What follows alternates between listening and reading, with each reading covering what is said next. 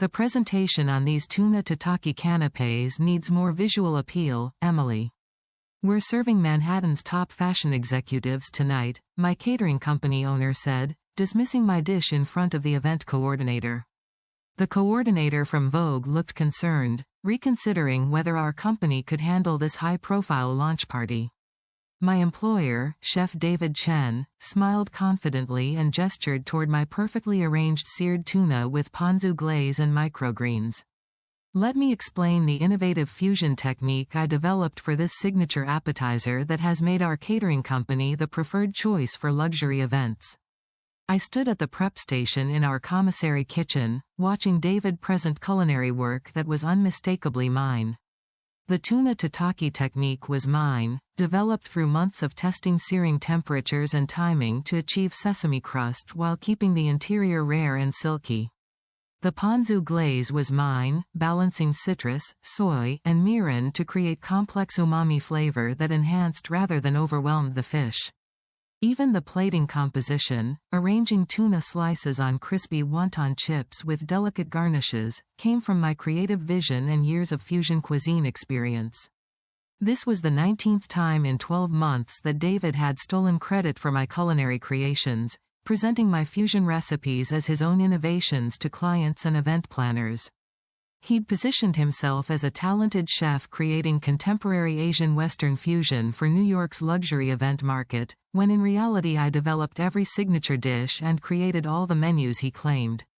Because what neither David nor our clients knew was that I'd already been offered a position launching my own catering company backed by two major event planning firms who'd learned the truth about who actually created the innovative fusion cuisine they'd been featuring at their events.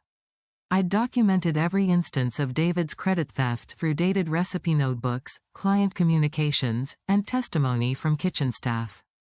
I'd also consulted with attorneys who confirmed David had violated professional ethics and employment agreements. In exactly 72 hours, I would resign during the Museum of Modern Art Gala, a prestigious fundraiser where David planned to showcase my fusion tasting menu to 500 influential guests and potential corporate clients. I would reveal publicly that David had been claiming credit for my recipes while building his catering empire on stolen culinary work. His reputation in New York's event industry would collapse when coordinators learned the truth. My new company would launch with established industry relationships and proper recognition. Before we witness how a talented catering chef whose fusion recipes were systematically stolen used documentation and industry connections to expose her fraudulent employer while launching her own successful business, I want to thank you for being part of this community.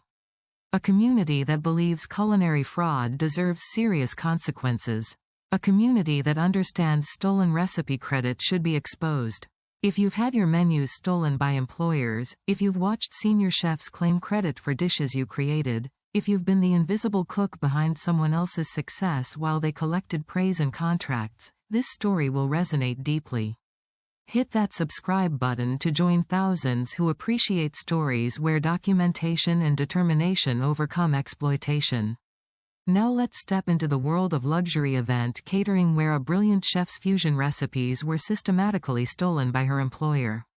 Where high-stakes events enabled ongoing fraud. Where 12 months of careful preparation created the foundation for complete exposure and justice. My name is Emily Parker, and I'm a 32-year-old chef originally from San Francisco. I grew up in a family passionate about food and cultural exploration. My parents were both academics, anthropologists who'd spent years conducting research throughout Asia. My father specialized in Southeast Asian cultural studies, my mother focused on contemporary Japanese society. Their academic work meant frequent travel, and they brought that international perspective deeply into our family life. My earliest food memory is from when I was 5 years old, sitting at our kitchen table while my mother prepared Japanese-style salmon teriyaki she'd learned during a year living in Kyoto. She'd marinate the fish overnight in soy sauce, mirin, sake, and fresh ginger, then broil it until the glaze became sticky, glossy, and deeply caramelized.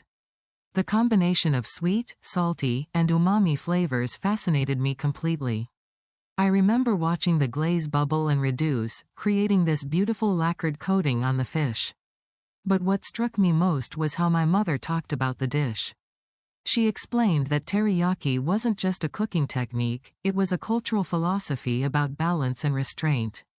Japanese cooking emphasized letting quality ingredients speak for themselves, using sauces to enhance rather than overwhelm.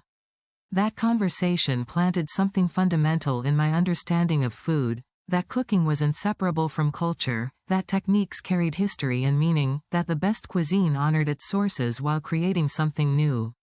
Our family dinners reflected my parents' travels. We'd eat Vietnamese pho on Tuesday nights, with my father explaining how the broth required hours of simmering bones with star anise and cinnamon to develop complex flavor.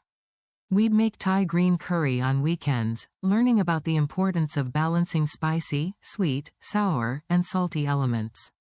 We'd prepare Korean bibimbap, understanding how the communal bowl represented harmony and balance. These weren't just meals, they were cultural education. My parents would discuss the historical context of dishes, the regional variations, the social meanings of shared food. I learned that cooking could be a bridge between cultures, that thoughtfully combining culinary traditions created dialogue rather than appropriation.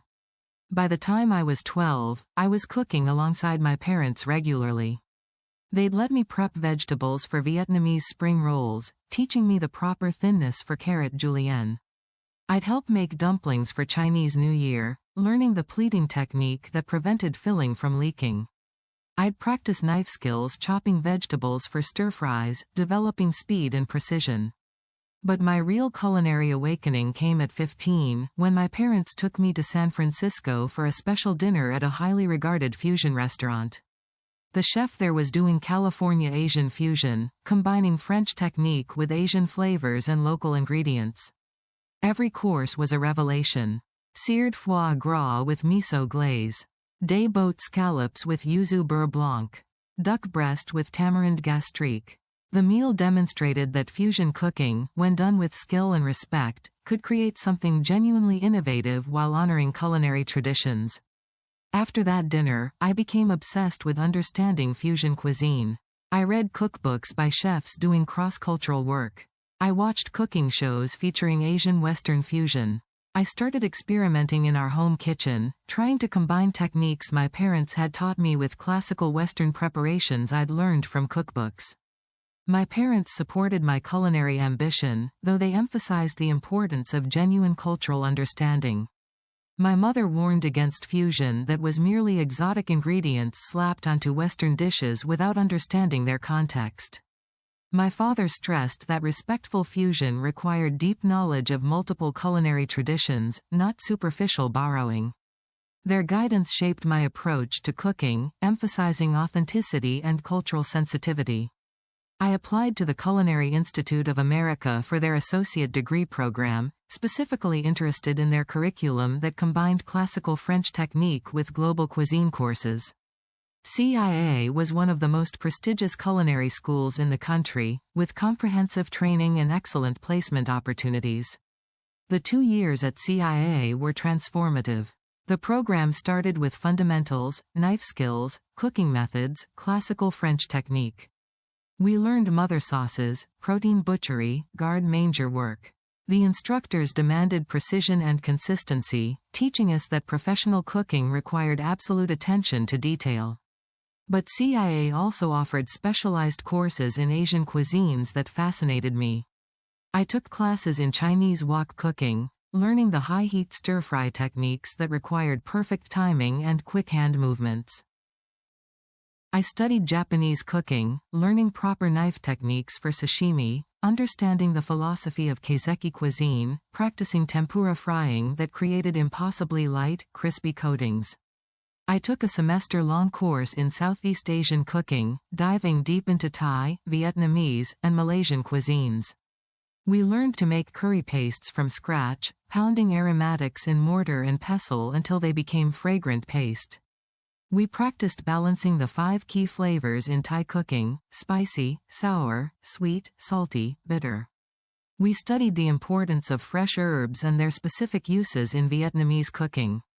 My favorite project at CIA was creating my own fusion dishes for the capstone course. The assignment required developing 3 original recipes that demonstrated technical skill, flavor balance, and creative thinking.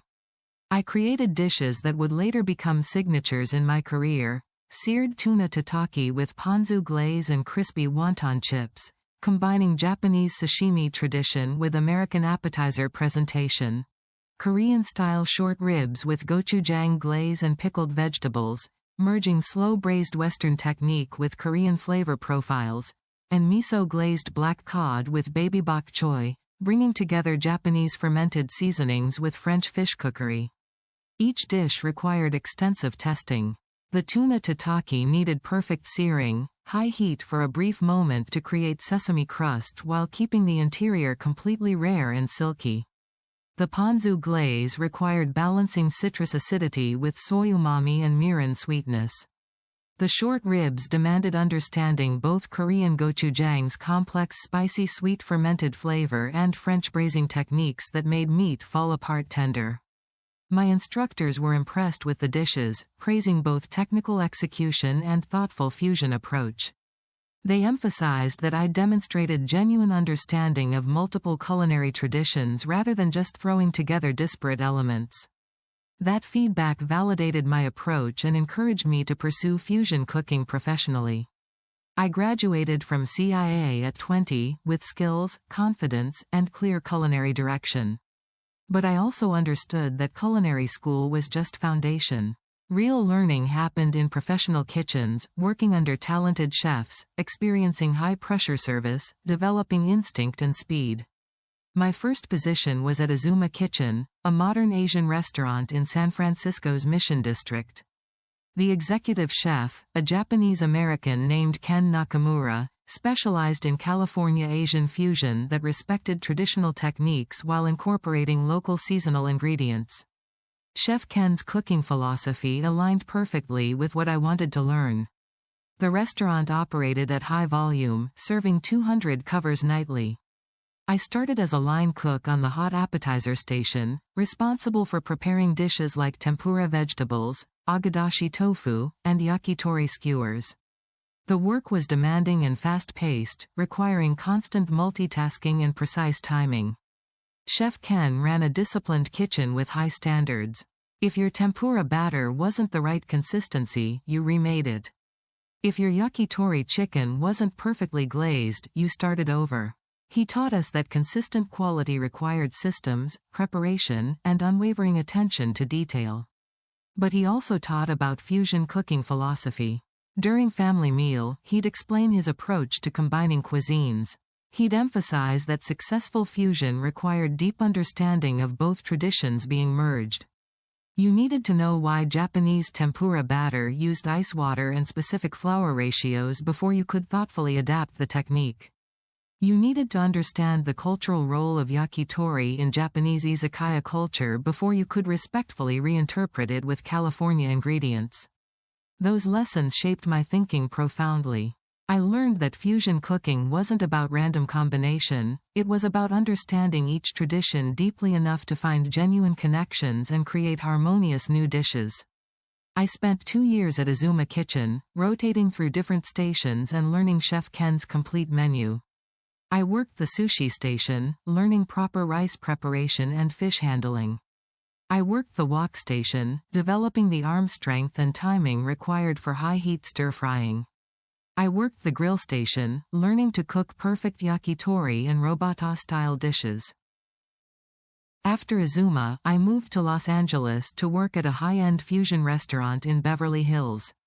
The executive chef there, a French-trained cook who'd spent years in Hong Kong, created elaborate fusion cuisine combining French technique with Cantonese flavors. The restaurant catered to entertainment industry clients, requiring both exceptional food and dramatic presentations. I worked as chef de partie, managing the fish station. This was my first position with real authority, where I was responsible not just for cooking but for training junior cooks and maintaining station organization. The role taught me leadership skills alongside cooking technique. The fish preparations at this restaurant were elaborate and technically demanding. We'd prepare dishes like sea bass with XO sauce and crispy shallots, combining French fish cookery with Cantonese dried seafood condiments. We'd make lobster with ginger scallion butter, merging French lobster preparation with classic Cantonese flavors. Each dish required understanding multiple culinary traditions and executing them flawlessly. The executive chef became an important mentor. Chef Michel was a brilliant cook who understood that fusion cuisine required genuine respect for source traditions, not just trendy combination. She'd walk through the kitchen during prep, tasting everything, offering feedback that helped us understand not just what was wrong but why it was wrong culturally and technically. She taught me about menu development for high-end dining, explaining how she built tasting menus that told coherent culinary stories. She showed me her recipe notebooks, filled with ideas, sketches, and testing notes. She explained that creative cooking meant constant refinement, adjusting dishes based on feedback, ingredient availability, and seasonal changes. Under Chef Michel's mentorship, I started creating my own fusion dishes. She'd give me creative freedom to develop specials, teaching me how to cost recipes, how to train line cooks on new preparations, how to gather feedback and refine dishes. My first major creation was a Korean-style short rib dish with gochujang glaze, butter-braised radishes, and pickled cucumber. The short ribs were braised using French technique until fall-apart tender, then glazed with Korean gochujang mixed with brown sugar, soy, and rice vinegar. The radishes were French butter braised but flavored with ginger and star anise. The pickled cucumber provided Korean banchan-style acidic contrast. The dish sold extremely well and earned positive mentions in LA food blogs. More importantly, it taught me how satisfying it felt to create fusion cuisine from concept through execution, seeing diners enjoy food that came from my creative vision and cultural understanding. I spent 3 years in Los Angeles, eventually becoming sous chef. In that role, I managed kitchen operations, developed seasonal menus with Chef Michel, and trained the brigade. The position prepared me for higher-level culinary leadership and gave me confidence in my fusion cooking abilities. At 28, I decided to move to New York. The decision was partly about career advancement. New York offered more opportunities in luxury dining and catering, but also about testing my skills in America's most competitive culinary market. If I could succeed in New York, I could succeed anywhere. I secured a position at Confluence, a Michelin-starred fusion restaurant in Chelsea. The executive chef was known for innovative Asian Western cuisine that earned critical acclaim and attracted discriminating diners. Working there represented a significant step up in my career, requiring technical precision and creative thinking at the highest level. I worked as senior sous chef, managing daily operations and contributing to menu development. The kitchen produced elaborate tasting menus that changed frequently based on seasonal ingredients and creative inspiration. Dishes included preparations like Wagyu beef with miso demi-glace and crispy sunchokes, bringing together French meat cookery with Japanese fermented seasonings, or day-boat scallops with yuzu beurre blanc and shaved fennel, merging French sauce work with Japanese citrus. The Michelin kitchen environment was intense and demanding. Service required absolute precision, with every plate needing to meet exacting standards. The executive chef would reject dishes for minor imperfections: a sauce slightly too thick, a garnish placed imprecisely, a protein cooked 15 seconds beyond perfect. The pressure was exhausting but educational, teaching me that excellence required uncompromising standards. I spent 3 years at Confluence, developing my skills and reputation. But increasingly, I felt constrained by restaurant structure.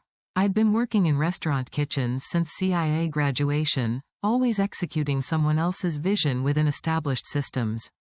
I'd proven I could succeed in demanding environments, from California fusion to New York Michelin dining. Now I wanted more autonomy, more variety, more direct client interaction. That's when I started exploring catering. Event catering offered opportunities to design complete menus for specific occasions, work with diverse client preferences, and create elaborate presentations for memorable experiences. Catering chefs had more creative freedom than restaurant cooks in many ways, since each event could feature completely different cuisine based on client desires.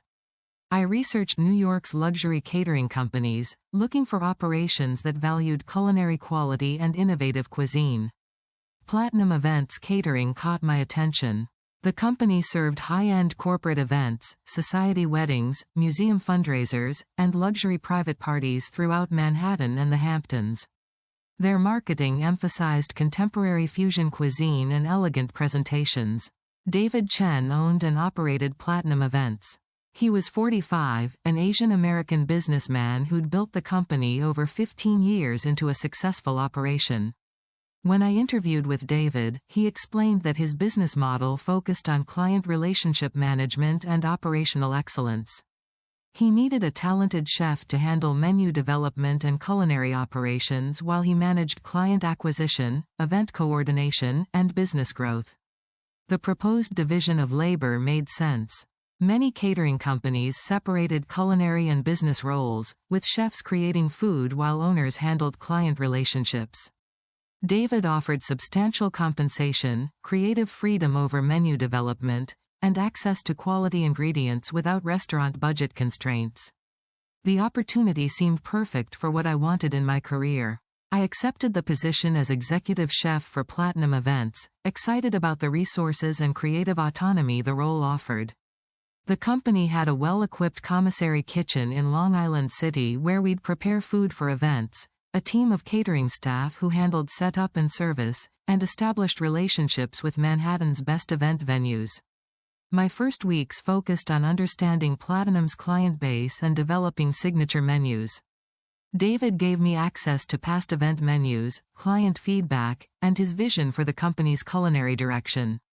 He explained that clients wanted innovative fusion cuisine with beautiful presentations suitable for photographing and social media sharing. They valued both taste and visual impact, since luxury events were about creating memorable experiences.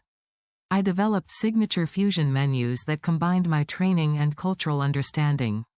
My style featured dishes like seared tuna tataki with ponzu glaze and crispy wonton chips, Korean-style braised short ribs with gochujang glaze and pickled vegetables, miso-glazed black cod with baby bok choy, Thai basil duck spring rolls with tamarind dipping sauce, and matcha panna cotta with black sesame tuile and yuzu gel.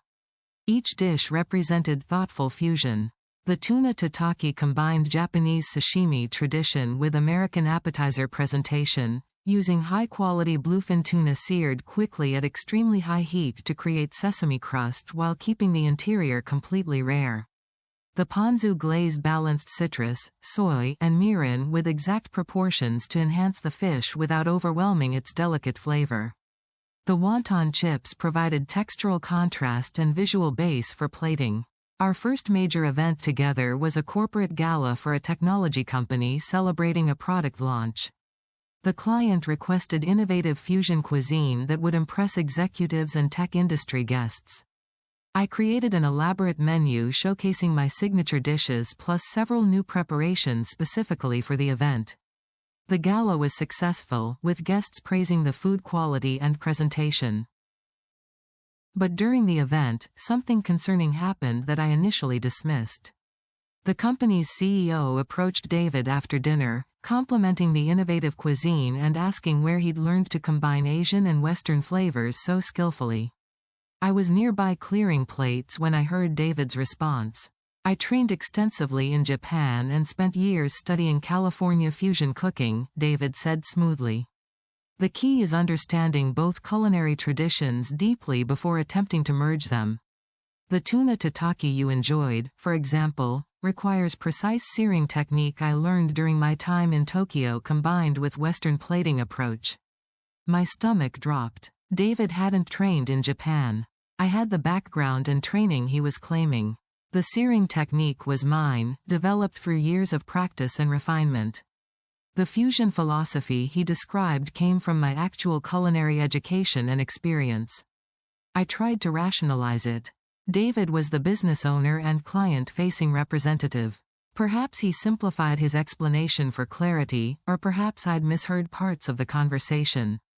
I wanted to believe my employer wouldn't deliberately steal credit for my work. But the credit theft escalated.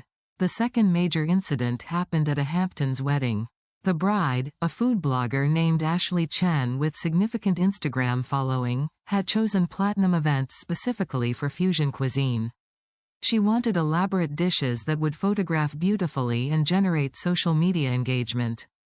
I designed a stunning menu for Ashley's wedding: lobster dumplings with champagne butter sauce, combining Chinese dumpling technique with French luxury ingredients; Wagyu beef carpaccio with truffle miso dressing, merging Italian raw beef preparation with Japanese fermented seasonings; duck breast with 5-spice glaze and pickled plums, bringing together French duck cookery with Chinese aromatics; and matcha opera cake with black sesame, reinterpreting classic French patisserie with Japanese flavors. Each dish required extensive preparation and technical skill. The lobster dumplings needed perfectly thin wrappers and precise steaming to keep them translucent and delicate. The Wagyu carpaccio required impeccable knife skills to slice beef paper thin. The duck breast demanded understanding French cooking technique to achieve crispy skin and perfectly pink meat.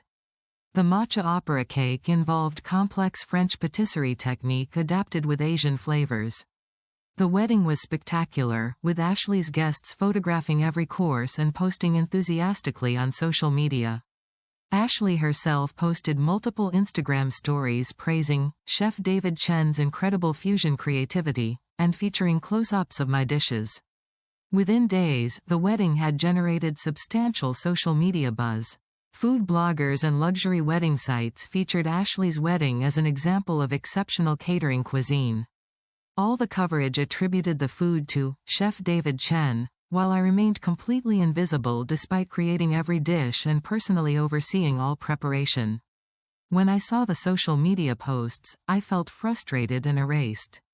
My creative work, my technical skill, my fusion cooking philosophy were all being attributed to David, while thousands of people learned about platinum events through my recipes presented as his innovations. The third incident involved a cooking demonstration for Manhattan event planners. The Association of Luxury Event Coordinators hosted quarterly educational meetings where catering companies could showcase their capabilities. David was invited to demonstrate Platinum Events fusion cuisine, presenting signature dishes to event planners who booked hundreds of luxury events annually. I assumed I'd be participating in the demonstration, actually cooking the dishes while David handled client communication. But David explained that he'd manage the demo himself since event planners preferred direct interaction with business owners rather than kitchen staff. The day of the demonstration, 3 of my sous chefs attended to support David with ingredient prep and equipment setup. They told me afterward what happened. David had demonstrated making my tuna tataki, explaining his technique for searing tuna and his recipe for ponzu glaze. He'd described his culinary training in Japan and his philosophy about fusion cuisine combining cultural traditions respectfully. Several event planners had asked detailed questions about searing temperature, ponzu ingredient ratios, and sourcing quality tuna. According to my sous chefs, David struggled to answer specific technical questions because he didn't actually understand the technique deeply. He'd watched me prepare the dish dozens of times but didn't possess the underlying knowledge about why specific steps mattered. One event planner, particularly knowledgeable about Japanese cuisine, asked about the difference between tataki and sashimi preparation. David's explanation was vague and somewhat inaccurate, focusing on surface details rather than the cultural and technical distinctions. My sous chef said the planner looked skeptical but didn't challenge David directly during the presentation. Hearing about the demonstration felt like violation.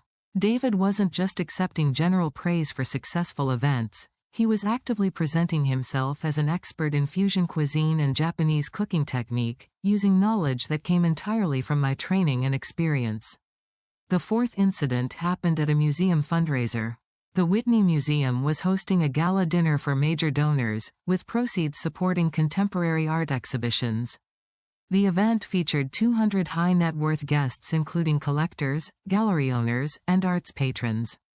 David secured the contract through relationship building with the museum's development director, presenting it as crucial for establishing platinum events in the arts fundraising market.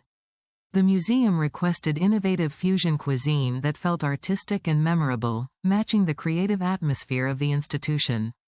I designed an elaborate tasting menu: tuna tartare with avocado mousse and crispy rice, yuzu cured hamachi with jalapeno and cilantro, miso black cod with shiitake and baby bok choy, Korean short ribs with kimchi puree and pickled radish, and black sesame panna cotta with mango gele.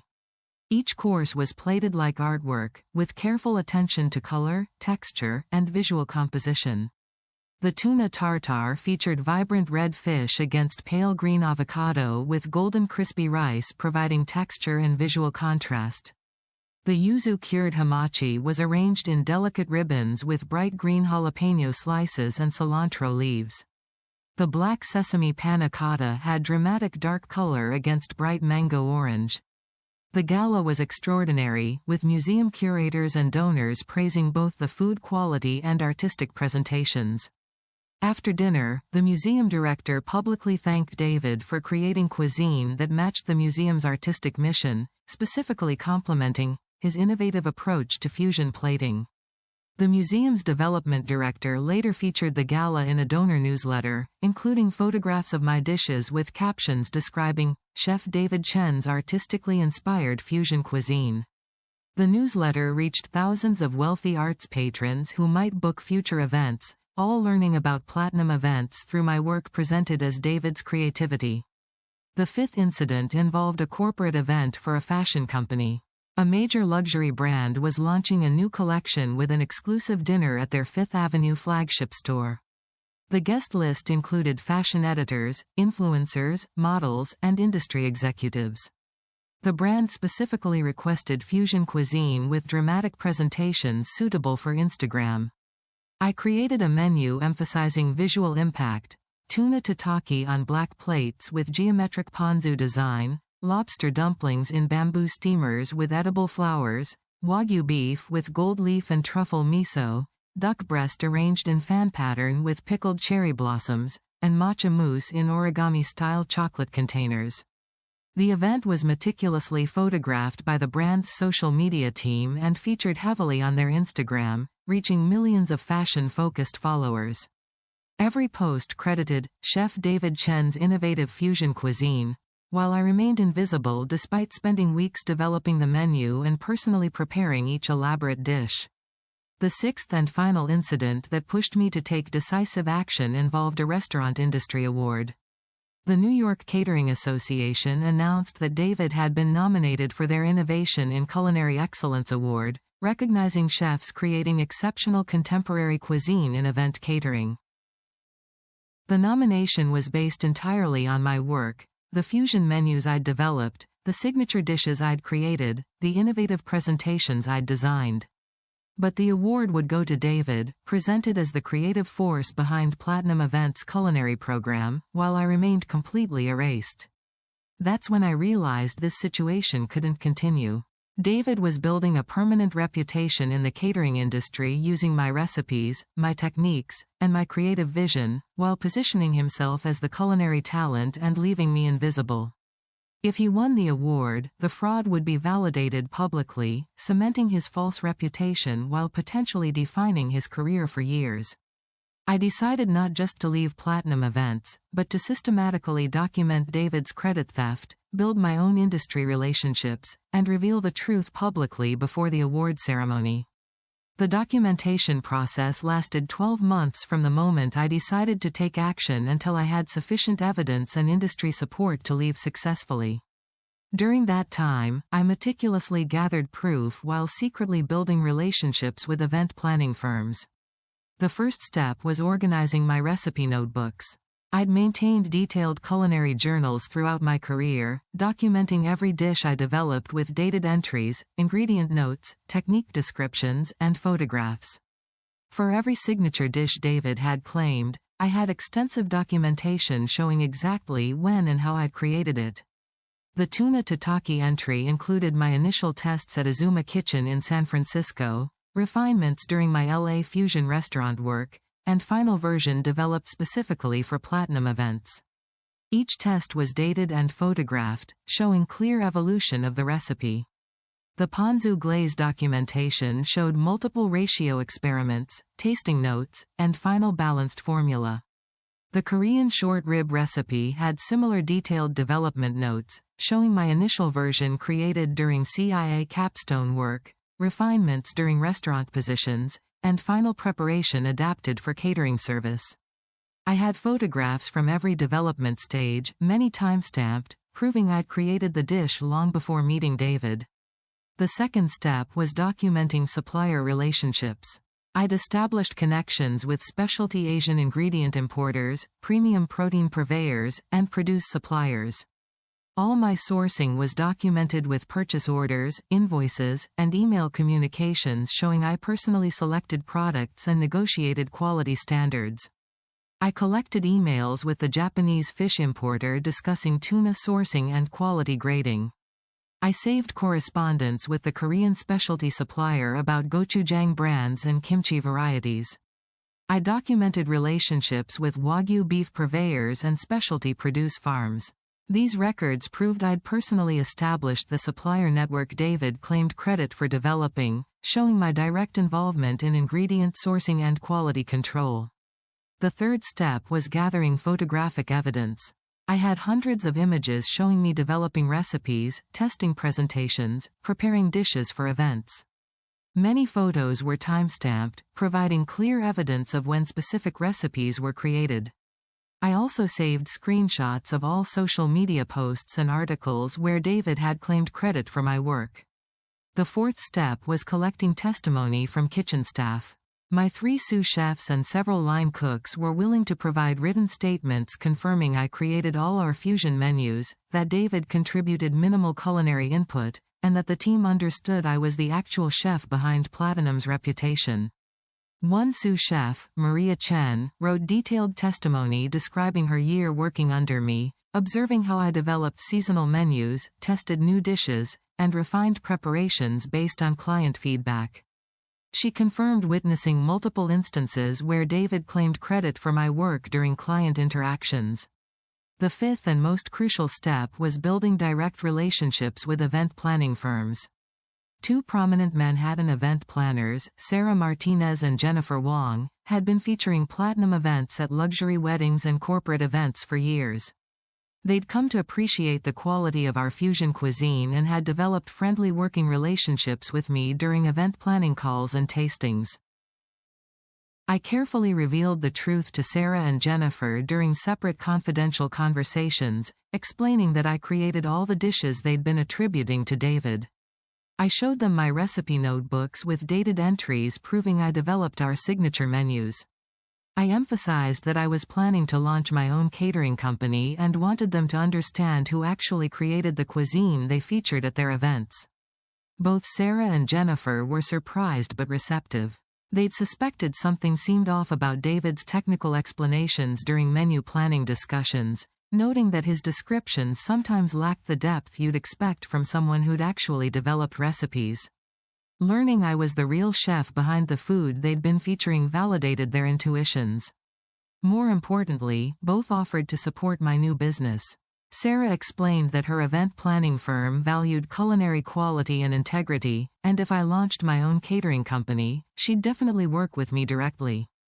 Jennifer made similar commitments, explaining that several of her regular clients had specifically praised our fusion cuisine and would likely follow the actual chef who created it.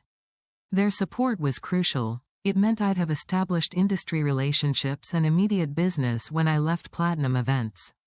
Sarah and Jennifer together handled 15 to 20 luxury events monthly, providing substantial potential revenue for a new catering company. The sixth step was consulting with attorneys specializing in hospitality industry employment. I explained David's systematic credit theft, showed comprehensive documentation, and asked about my rights to leave and start a competing business. The attorney confirmed I had every right to resign and launch my own catering company.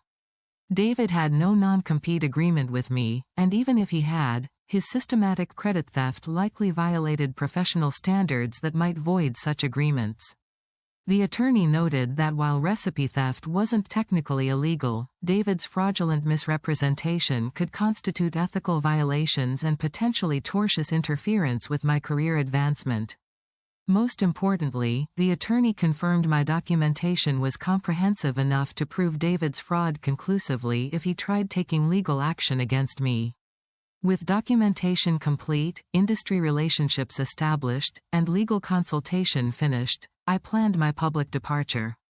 I chose the Museum of Modern Art fundraising gala as my confrontation venue, a prestigious event where David would showcase my fusion menu to 500 influential guests, dozens of event coordinators, and potential corporate clients.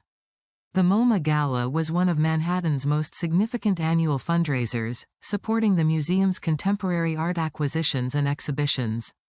The guest list included museum board members, major art collectors, corporate executives, and Manhattan's cultural elite. David had spent months securing this contract, seeing it as a career-defining opportunity for expanding platinum events into high-end cultural fundraising. In the weeks before the gala, I prepared meticulously. I organized my documentation into comprehensive presentations, creating binders with recipe notebooks, supplier records, photographs, staff testimony, and attorney consultation summaries. I made multiple copies, ensuring key event planners and industry contacts would receive complete evidence. I coordinated with my 3 sous chefs, who agreed to support me publicly during the confrontation. Having staff corroboration would make the revelation more credible and harder for David to dismiss. I also confirmed with Sarah Martinez and Jennifer Wong that they'd attend the gala and publicly support my decision to expose the fraud. Their presence as respected industry professionals would validate my claims. Finally, I invited my attorney to attend as a guest, ensuring professional legal support if David tried pressuring me into retracting statements. The night of the gala arrived. The museum's sculpture garden had been transformed into an elegant dining space, with round tables for 10 surrounded by dramatic outdoor lighting and contemporary sculptures. 500 guests filled the garden, dressed in formal attire, discussing art and business while enjoying cocktails. I worked in MoMA's catering kitchen preparing the elaborate fusion tasting menu: tuna tataki canapés with ponzu glaze and crispy wonton, miso black cod with baby bok choy and shiitake, Korean braised short ribs with pickled vegetables and jasmine rice, duck breast with 5-spice glaze and cherry compote, and matcha panna cotta with black sesame tuile and yuzu gel. Every dish was executed with absolute precision, representing my best work. The tuna was seared perfectly, creating golden sesame crust while keeping interior rare and buttery. The black cod was glazed until lacquered and sticky, with flaky tender fish beneath. The short ribs were fall-apart tender with deep savory sweet flavor from the gochujang glaze. David spent cocktail hour circulating among guests and event coordinators, building relationships and discussing platinum events capabilities. He was confident and charismatic, presenting himself as the culinary talent behind our company's success. He had no idea what was about to happen. The service proceeded smoothly, with each course delivered at precisely timed intervals. Guests were impressed with every dish, discussing the innovative fusion cuisine enthusiastically. After the main course had been cleared and before dessert service, the museum director stepped to the microphone to thank sponsors and acknowledge the catering team. "We're fortunate to have Chef David Chen of Platinum Events Catering providing tonight's exceptional cuisine," the director said. David has created a magnificent fusion menu showcasing his innovative approach to contemporary Asian Western cooking. The director invited David to say a few words about the evening's menu. This was a planned moment where David would present his culinary philosophy and potentially connect with new clients among the assembled guests. David walked to the microphone, beginning his prepared remarks. "Thank you for having me here tonight. As a chef who trained in Japan and spent years studying fusion cuisine in California, I'm passionate about creating dishes that honor multiple culinary traditions while pushing boundaries." I walked into the sculpture garden carrying a binder of documentation, flanked by my 3 sous chefs. We positioned ourselves near the microphone where guests could see us clearly. When David started explaining his approach to balance and restraint in fusion cooking, using phrases I'd taught him about respecting ingredient quality, I stepped forward. "I'm sorry to interrupt," I said loudly enough for nearby tables to hear clearly. "But before Chef Chen continues, there's something everyone here needs to know about who actually created tonight's cuisine." The sculpture garden fell silent. 500 guests turned to watch me approach the microphone. David's confident expression shifted to confusion, then alarm, as I walked forward. "My name is Emily Parker," I continued, my voice carrying across the garden. "For the past year, I've been executive chef at Platinum Events Catering, developing all the fusion menus and creating every signature dish that Chef Chen has been claiming as his own work." I stood beside David at the microphone. He tried to speak, but I continued. "Chef Chen just told you he trained in Japan and studied fusion cuisine in California. Those are my credentials, my background, my culinary education. I worked at Japanese and fusion restaurants in San Francisco and Los Angeles before moving to New York. The training and experience Chef Chen describes as his own actually belong to me." David tried to regain control. "Emily, this is completely inappropriate. We can discuss any concerns privately after the event." "No," I replied firmly. "This needs to be said publicly because the fraud has been public. For 12 months, you've been systematically claiming credit for my culinary work, presenting my recipes as your innovations, building Platinum Events' reputation on dishes I created." I opened my documentation binder, showing pages to nearby guests and raising them high enough for tables to see. "These are my recipe notebooks with dated entries proving I developed every dish served tonight. The tuna tataki you enjoyed during cocktails? I created that 5 years ago during my CIA capstone project, then refined it through positions in California and New York. The miso black cod? I developed that preparation 3 years ago at Confluence Restaurant in Chelsea. The Korean short ribs? Another dish I created during culinary school and have been perfecting for years." Sarah Martinez stood up from her table near the front. "I'm Sarah Martinez, principal at Premier Events Planning. I've worked with Platinum Catering for 2 years, and I recently learned the truth about who creates their fusion cuisine. Emily is the actual chef behind every event I've featured." When she told me David had been claiming credit for her work, I was shocked. "I'm here tonight supporting her decision to expose this fraud." Jennifer Wong stood from another table. "I'm Jennifer Wong from Elegant Affairs Planning. Same situation. I discovered Emily creates all the fusion dishes I've been attributing to David. My firm will be working exclusively with Emily when she launches her own catering company, because we want to hire the chef who actually creates the food we feature." David looked panicked, his carefully constructed image collapsing. "This is a misunderstanding," he said desperately. "Emily contributes to our company, of course, but as owner and executive chef, I provide the creative vision and direction." "Show everyone your recipe notebooks then," I interrupted calmly. "If you develop these dishes, you must have development notes and testing records. Show your creative process." David couldn't respond coherently because he had no notebooks. He hadn't created the recipes or developed the techniques. My 3 sous chefs stepped forward. Maria Chen spoke first. "I'm Maria Chen, sous chef at Platinum Events. I've worked under Emily for a year, and everything she's saying is accurate. Emily creates all our fusion menus. Chef Chen handles client relationships and business operations, but he contributes almost nothing to actual culinary work. The entire kitchen team knows Emily is the real chef behind Platinum's reputation." The other 2 sous chefs confirmed Maria's statement, their testimony corroborating my claims and making the revelation devastatingly credible.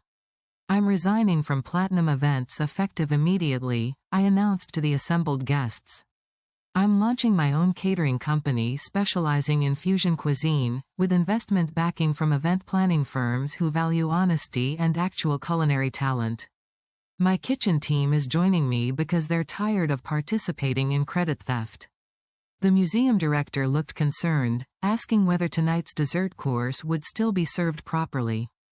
I assured her my team would complete service professionally, as we'd prepared the matcha panna cotta and would see the event through to its conclusion. David tried claiming I was violating employment contracts and stealing his business, but my attorney, standing in the audience, explained loudly that I had every right to leave and start a competing business. David had no non-compete agreement, and his systematic credit theft likely voided any standard employment obligations he might try invoking. The dessert service proceeded with strained atmosphere. My sous chefs and I plated the matcha panna cotta with black sesame tuiles, delivering the final course while David stood awkwardly at his table, his reputation shattered. After service concluded, multiple event coordinators approached me requesting information about my new company. Several guests who worked in corporate event planning expressed interest in hiring me for future functions. The exposure of David's fraud, combined with immediate industry support from Sarah and Jennifer, validated my decision to confront him publicly. David left the museum shortly after dessert service, avoiding conversations with guests and coordinators. His carefully cultivated image as an innovative fusion chef had collapsed in minutes, replaced by recognition as someone who'd built his reputation on stolen work. The following days were chaotic but vindicating. I formally registered Parker Fusion Catering as a business entity, with investment support from Sarah's and Jennifer's firms providing seed capital. I secured a commissary kitchen space in Queens for recipe testing and event preparation. I hired my 3 sous chefs plus 2 additional cooks from Platinum's team who wanted to work for a legitimate operation. Within 2 weeks of the MoMA confrontation, I had contracts for 8 upcoming events, all referrals from Sarah, Jennifer, and event coordinators who'd witnessed my revelation at the museum. The bookings included corporate dinners, luxury weddings, and gallery fundraisers, providing substantial early revenue. The catering industry response to my story was mixed but ultimately supportive. Some people were uncomfortable with how publicly I'd confronted David, suggesting I should have handled the situation privately. But most event professionals appreciated my transparency and understood why public revelation had been necessary given David's systematic public fraud. Several event coordinators told me they'd suspected something seemed off about David's technical knowledge during menu planning discussions. My revelation validated their intuitions and explained why his explanations sometimes lacked depth. David's business suffered dramatically and immediately. Losing multiple key clients, his entire culinary team, and his reputation for integrity was devastating. Event planning firms who valued honest dealing were reluctant to work with a chef known for claiming credit for others' work. Within 3 months, Platinum Events had lost roughly 60% of its luxury event business. David tried hiring new chefs and rebuilding his operation, but word spread quickly through Manhattan's event industry. Potential employees researched the company and discovered the MoMA incident through industry gossip. Talented chefs were unwilling to work for an employer known for credit theft. 6 months after leaving Platinum, my company was thriving. I was handling 15 to 20 events monthly, with bookings extending 4 months into the future. My fusion cuisine received consistent praise from clients and guests. Event coordinators appreciated both the food quality and my direct communication style that provided technical culinary knowledge David had never possessed. 1 year after the MoMA confrontation, I was featured in a catering industry publication as an emerging talent in contemporary fusion cuisine. The article discussed my culinary background, my training in California and New York restaurants, and my decision to launch my own business after experiencing systematic credit theft. The feature brought significant new business and validated my professional reputation. 18 months after leaving Platinum, I opened a small restaurant called Bridge Kitchen, creating a permanent space showcasing my fusion cuisine alongside the catering business. The restaurant featured a 40-seat dining room serving tasting menus that changed seasonally. Critics praised the authentic fusion approach that demonstrated genuine understanding of multiple culinary traditions. 2 years after exposing David's fraud, Bridge Kitchen earned a Michelin star. The recognition felt especially meaningful because it acknowledged cooking rooted in my actual training and experience, properly attributed to my creative vision. The star also brought valuable publicity to my catering business, as corporate clients appreciated working with a Michelin-recognized chef. 3 years after the MoMA confrontation, I received a James Beard Award nomination for Outstanding Chef. The nomination recognized both my restaurant work and my influence on contemporary fusion catering. Though I didn't win, the recognition from the James Beard Foundation validated my standing in America's culinary community. David's catering business never recovered. Platinum Events eventually downsized dramatically, handling primarily budget corporate events and simple wedding catering. David's reputation in Manhattan's luxury event industry remained damaged, with his name associated with fraud and credit theft. The innovative fusion cuisine that had defined Platinum's brand disappeared when I left, replaced by generic catering menus. Looking back on everything that happened, I'm grateful despite the difficulty. Being erased in David's company was frustrating, but it taught me about protecting creative work and demanding honest attribution. The 12 months of documentation created the foundation for my own success. The decision to confront David publicly, while risky, led to opportunities that wouldn't have existed if I'd continued accepting credit theft. Most importantly, the experience showed that culinary talent gets recognized when given honest opportunity. Despite David's fraud and 12 months of invisibility, my cooking was good enough to build successful businesses earning prestigious recognition. The client support, the Michelin star, the James Beard nomination, all happened because my work was legitimately excellent. Today I run a thriving catering company and Michelin-starred restaurant, both properly attributed to my creative vision and culinary expertise. I've trained numerous talented chefs who understand the importance of proper attribution. I've achieved professional success built on work I actually did, protected by documentation and supported by people who value honesty. That's what happens when systematic recipe theft meets someone skilled enough to succeed independently and determined enough to expose the truth. David Chen destroyed his business reputation through dishonesty, claiming credit for work he didn't do and facing consequences when evidence revealed his fraud. I built my career on recipes I actually created, techniques I developed through years of training, protected by comprehensive documentation and supported by those who valued integrity. The documentation binders from my evidence gathering are preserved, proof that standing up for truth and protecting creative work can overcome even systematic fraud. And every day when I walk into my kitchen and see the team preparing fusion dishes rooted in my culinary vision, properly attributed to my creativity and cultural understanding, I'm reminded that the hardest parts of my journey, the 12 months of being erased, the difficult decision to confront David publicly, the risk of exposing fraud, were all worth it for the career I have now. A career built on work I actually did. Recipes that are honestly mine.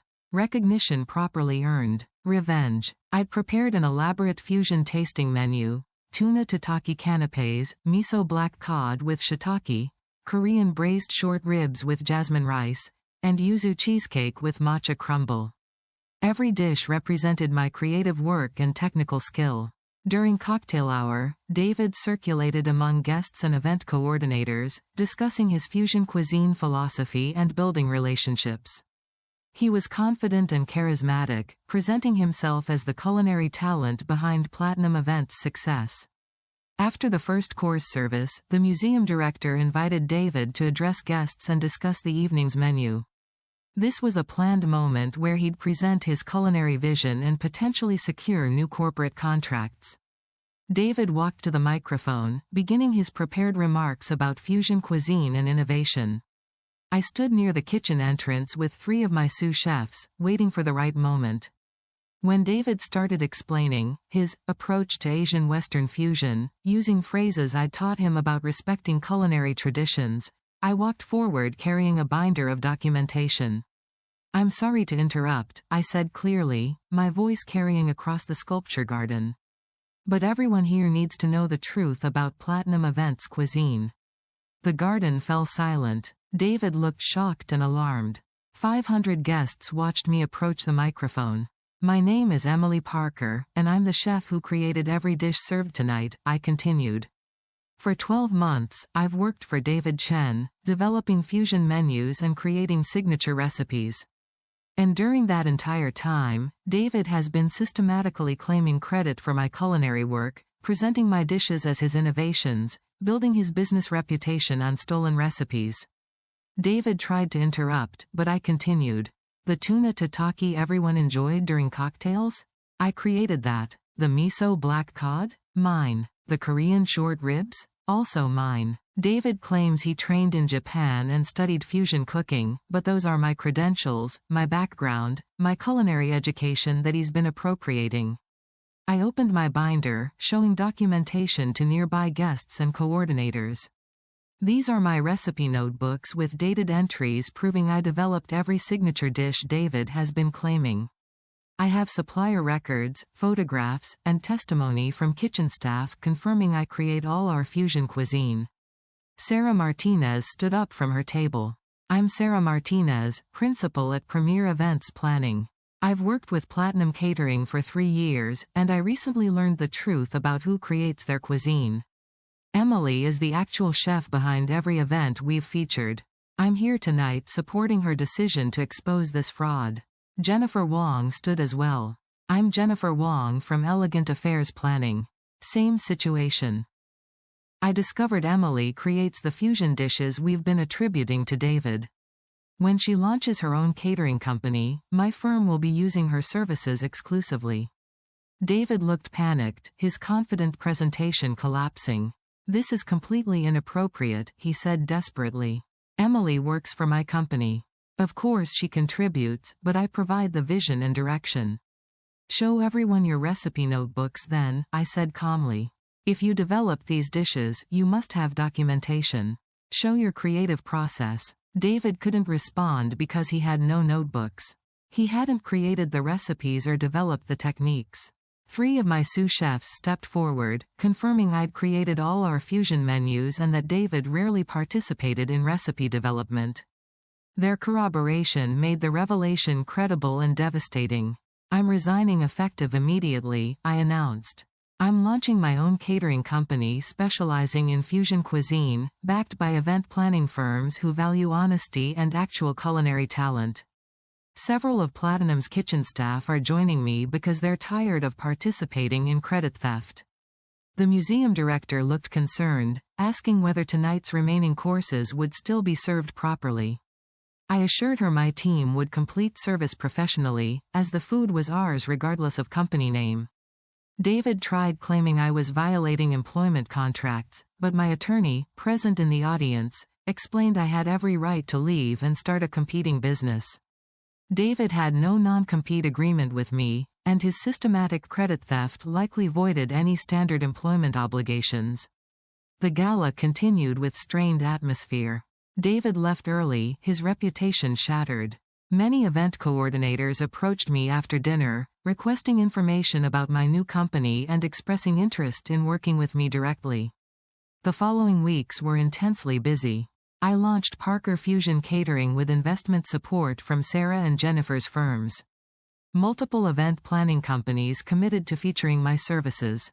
I hired 5 staff members from Platinum, including my 3 sous chefs who'd supported me during the confrontation. Within 3 months, I had contracts for 15 major events. Within 6 months, my company was booking events at the same luxury venues that had previously featured Platinum Catering. My reputation grew through consistent quality and the compelling story of exposing fraud while establishing legitimate business. David's company suffered dramatically. Losing multiple key clients and his entire culinary team was devastating. Event planners who valued integrity were reluctant to work with a chef known for claiming credit for others' work. Within a year, Platinum Events had downsized significantly, and David had lost most of his luxury event contracts. 18 months after my MoMA confrontation, I was featured in a catering industry publication as an emerging talent in fusion event cuisine. The article discussed my culinary background, my approach to Asian Western fusion, and my decision to launch my own company after experiencing systematic credit theft. The feature brought significant new business and industry recognition. 2 years after leaving Platinum, my company was handling events for Fortune 500 corporations, luxury weddings, and major museum fundraisers. I'd established a 20-person culinary team and was operating from a larger commissary kitchen. The business success validated that my actual talent, once properly recognized, was sufficient to compete at the highest levels. 3 years after exposing David's fraud, I opened a small restaurant showcasing fusion cuisine, a permanent space complementing my catering business. The restaurant, called Bridge Kitchen, featured dishes rooted in my cross-cultural cooking philosophy. Critics praised the authentic fusion approach and recognized my creativity. 4 years after my confrontation at MoMA, I received a James Beard Award nomination for catering excellence. The nomination acknowledged my innovative fusion cuisine and my influence on contemporary event catering. Though I didn't win that year, the recognition from the James Beard Foundation validated my standing in the culinary community. Looking back on everything that happened, I'm grateful for the experience despite its difficulty. Being erased in David's company was frustrating, but it taught me about protecting creative work and demanding honest attribution. The 12 months of documentation created the foundation for my own success. The decision to confront David publicly, while risky, led to opportunities that wouldn't have existed if I'd continued accepting credit theft. Most importantly, the experience showed that culinary talent gets recognized when given honest opportunity. Despite David's fraud, my cooking was good enough to build a successful business earning prestigious recognition. The client support, the restaurant success, the James Beard nomination, all happened because my work was legitimately excellent. Today, I run a thriving catering company and restaurant, both properly attributed to my creative vision and culinary expertise. I've trained numerous talented chefs who understand the importance of proper attribution.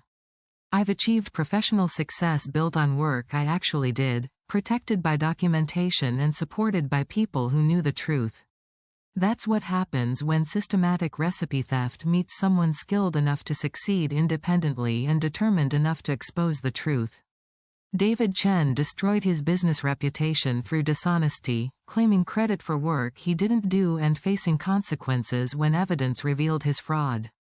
I built my career on recipes I actually created, techniques I developed through years of training, protected by comprehensive documentation and supported by those who valued honesty. The documentation binders from my evidence gathering are preserved, proof that standing up for truth and protecting creative work can overcome even systematic fraud. And every day, when I walk into my kitchen and see the team preparing fusion dishes rooted in my culinary vision, properly attributed to my creativity and expertise, I'm reminded that the hardest parts of my journey, the 12 months of being erased, the difficult decision to confront David publicly, the risk of exposing fraud, were all worth it for the career I have now. A career built on work I actually did. Recipes that are honestly mine. Recognition properly earned. Revenge.